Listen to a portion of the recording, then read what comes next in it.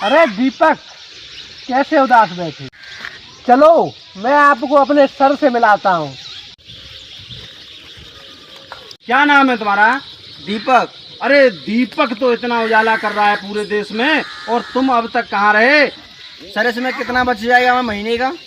अरे देखो दीपक, मैं कह रहा हूँ तुम गांव में सबसे आगे निकल जाओगे, गाड़ियाँ खरीद लोगे बहुत ज्यादा। यस या नो? इसमें काम तुम्हें कुछ नहीं करना है, बस केवल 3 लोगों को जोड़ना है। तुम नहीं चाहते कि तुम पैसे वाले बन जाएं? क्या तुम ये नहीं चाहते कि हर बच्चा गाड़ी में घूम रहा है, मैं भी गाड़ी में घूमूं? क्या तुम ये नहीं चाहते कि मैं सबसे पैसे वाला आदमी बन जाऊं? तो आज ही जुड़ जाइए और 3 लोग इकट्ठे करके दीजिए। जैसे कि सुखदेव मेहनत कर रहे हैं, उसी तरीके से तुम भी मेहनत कीजिए। आग लगा दो दुनिया में, मेहनत से मत चूको। सिर्फ 3 लोग जोड़ दो तुम। दीपक अब आप तो 3 आदमी ढूंढो, जाओ जाए जोड़ लो। एक से 90 रुपया आए हैं 3 महीना में।